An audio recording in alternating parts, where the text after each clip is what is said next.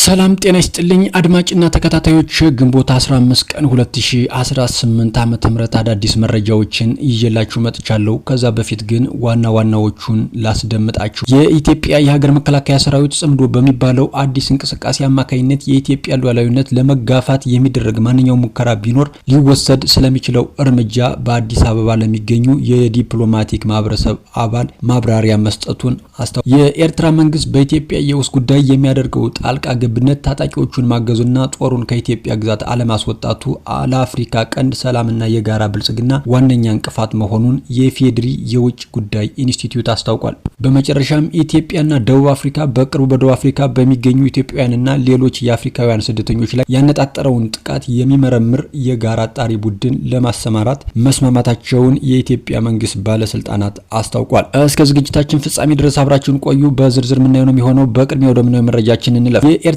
መንግስት በኢትዮጵያ የውስጥ ጉዳይ የሚያደርገውን ጣልቃ ገብነት ታጣቂዎቹን ማገዙና ጦሩን ከኢትዮጵያ ግዛት አለማስወጣቱ ለአፍሪካ ቀንድ ሰላምና የጋራ ብልጽግና ዋነኛ እንቅፋት መሆኑን የፌዴሪ የውጭ ጉዳይ ኢንስቲትዩት አስታውቋል። የኢንስቲትዩቱ ምክትል ዳይሬክተር አቶ መሐመድ ራፊ አባሪያ የኤርትራ አጣብቂኝና የኢትዮጵያ ምርጫ በሚል ርዕስ ባወጣው አዲስና ሰፋ ያለ ትንታኔ የፕሬዝዳንት ኢሳያስ አፈወርቅ አስተዳደር በቀጠናው እየተጫወተ ያለውን አፍራሽ ሚና በዝርዝር አጋልጧል። ባለስልጣኑ በትንታኔያቸው እንዳስገነዘቡት ኢትዮጵያ ከ130 ሚሊዮን በላይ ለሚሆን ህዝቧ የልማት ፍላጎት ምላሽ ለመስጠት እያስመዘገበች ያለውን ከ9 በመቶ በላይ የኢኮኖሚ እድገት ለማስቀጠል ከፍተኛ ጥረት እያደረገች ትገኛለች። ይሁን እንጂ የኤርትራ መንግስት ታጣቂዎቹን በገንዘብ በሎጂስቲክስና በወታደራዊ አቅም በመደገፍ የፕሪቶሪያውን የሰላም ስምምነት እንዲያፈርሱ ከፍተኛ ግፊት እያደረገ ይገኛል። ዘገባው አክሎም የኤርትራ መንግስት ባለስልጣናት ልክ እንደ ሀገር መሪ ሳይሆን እንደ ተቃዋሚ ፓርቲ በኢትዮጵያ ውስጥ ፖለቲካ ላይ መግለጫቸውን መስጠታቸው አባዜ እንደሆነባቸው ጠቅሰዋል። ከዚህም ባሻገር የኤርትራ ወታደሮች በኢትዮጵያ ግዛት መንቀሳቀሳቸውና መሬት ይዘው መቆየታቸው የሀገሪቱ ድርጅት አደገኛ ደረጃ ላይ እንደደረሰ ተመላክቷል። በመካከለኛ ጊዜ እቅድ ኢትዮጵያ የአሰብ ወደብን እንድትጠቀም ኤርትራ ቃሏን ማጠፏ የሎጂስቲክስ አማራጮችን አጥቧል። የውጭ ጉዳይ ኢንስቲትዩቱ ትንታኔ እንደሚያስረዳው ኤርትራ ይህንን ወደብ የዘጋችው ከምክንያታዊ ኢኮኖሚ ስሌት ይልቅ በቂም በቀል ስሜት ሲሆን ፕሬዝዳንት ኢሳያስ ወጣቶቻቸው የባህር በሩን ተጠቅመው በብዛት እንዳይሰደዱ በመስጋት ሆን ብለው የወደቡን አዋጭነት እንዳዳከሙት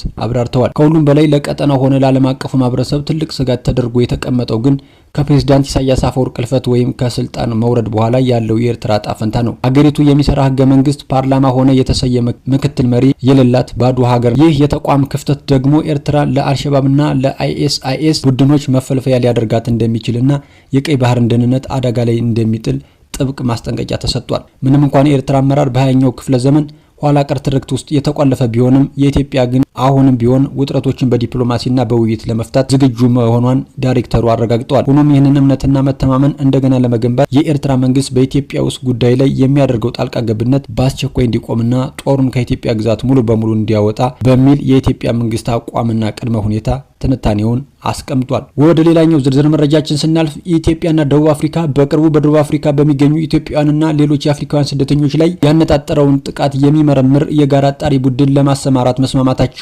የኢትዮጵያ መንግስት ባለስልጣናት አስታውቋል። የውጭ ጉዳይ ሚኒስትሩ ቃል አቀባይ አምባሳደር ነቢያት ጌታቸው እንዳብራሩት ይህ ውሳኔ የተላለፈው በውጭ ጉዳይ ሚኒስትሩ ዴኤታ አምባሳደር ብርሃኑ ጸጋይና በኢትዮጵያ የደቡብ አፍሪካ አምባሳደር ኖሲባ ኖሎሲ መካከል ከተደረገ ውይይት በኋላ ነው። ሁለቱም ወገኖች የኢትዮጵያን ዜጎች ደህንነትና ጥበቃ ማረጋገጥ አስፈላጊ መሆኑን ያሰመሩበት ሲሆን ደቡብ አፍሪካ ጥቃቱን በማውገዝ ምርመራዎች እየተካሄዱ መሆኑን አረጋግጣለች። ባለፈው አንድ ወር ውስጥ በደቡብ አፍሪካ የተለያዩ ክፍሎች የተቀሰቀሰውና በሺዎች የሚቆጠሩ ስደተኞች ያፈናቀለው እንዲሁም የንብረት ውድመት ያስከተለው ዜጎች ላይ ያነጣጠረ ጥቃት በእጅጉ እንዳሳሰባት ኢትዮጵያ ገልጻለች። ይህንን ተከትሎም አዲስ አበባ የደቡብ አፍሪካን አምባሳደር ጠርታ ማነጋገሯ ይታወሳል። እነዚህ ጥቃቶች የተከሰቱት በደቡብ አፍሪካ ውስጥ ለረጅም ጊዜ በቆየው የኢሚግሬሽን ውጥረት ዳራ ላይ ሲሆን አንዳንድ አካባቢ ነዋሪዎች ኢትዮጵያውያንን ጨምሮ ሌሎች አፍሪካውያን ስደተኞችን ለስራ አጥነትና አነስተኛ ንግዶች በመሻማት ይከሷቸዋል። የቀድሞ የደቡብ አፍሪካ ፕሬዝዳንት ታቦ ሞብኬ በዚህ ሳምንት ይህንን የተሳሳተ ትርክት አጥብቀው ተቃውሟል። የአገሪቱ ኢኮኖሚና ማህበራዊ ችግሮች መንስኤ የመልካም አስተዳደር ውድቀት እንጂ ስደተኞች አለመሆናቸውንም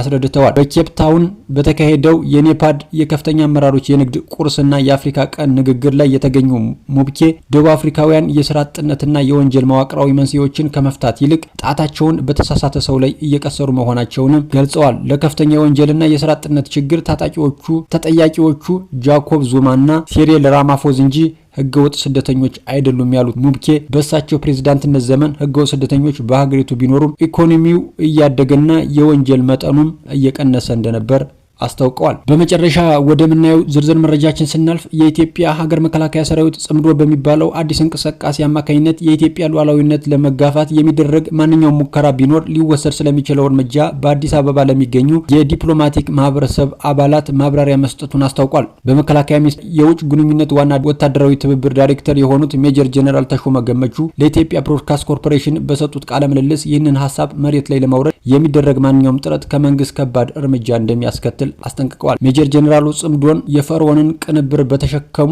ኢትዮጵያውያንና በአካባቢው ባሉ ጥቂት ስብስቦች የተፈጠረ ጸረ ሉዓላዊነት እንቅስቃሴ ነው ሲሉም ገልጸውታል። እንደ ዳይሬክተሩ ማብራሪያ መንግስት በአዲስ አበባ ለሚገኙ የዲፕሎማቲክ አባላትና የወታደራዊ አታሾች ጉዳዩንና የኢትዮጵያን አቋም በይፋዊ መስመሮች ለማስረዳት ሰፊ ጥረት አድርጓል። ይህ ማብራሪያ ያስፈለገበት ዋነኛ ምክንያት ወታደራዊ አታሾች ለአምባሳደሮቻቸውና ለሀገሮቻቸው መንግስታት ቁልፍ የመረጃ ምንጭ በመሆናቸው መሆኑን አንስተዋል። ማንም አካል ይህንን ሀሳብ ተግባራዊ ለማድረግ ቢሞክር የኢትዮጵያ መንግስት የሚሰጠውን ምላሽ አስቀድመው እንዲረዱ ፈልገን ነው ያሉት ሜጀር ጀነራል ተሾመ ነገ የማንንም ፍቃድ ሳንጠይቅ ትልቅ እርምጃ መውሰድ የሚጠይቅ ሁኔታ ቢፈጠር እንኳ ወታደሮቻችንና አብረውን የሚሰሩ አካላት መነሻቸውን እንዲረዱት ማድረግ አስፈላጊ ነው ብለዋል። ከዚህ ጋር ተያይዞ የውጭ ጉዳይ ሚኒስትር ተመሳሳይ የዲፕሎማሲ ስራዎችን እንደሚሰራ ያላቸውን እምነትም ገልጸዋል። ምንም እንኳን የጽምዶ እንቅስቃሴ በአሁኑ ወቅት ለኢትዮጵያ ሰላምና ደህንነት ቀጥተኛ ስጋት ተደርጎ ባይወሰድም ወደ ተግባር ለመቀየር ለሚደረግ ማንኛውም ሙከራ ግን ጥብቅ ማሳሰቢያ ሰጥተዋል። ይህ ሀሳብ መሬት ላይ ለማውረድ የስንዝር ያህል እንቅስቃሴ ቢያደርጉ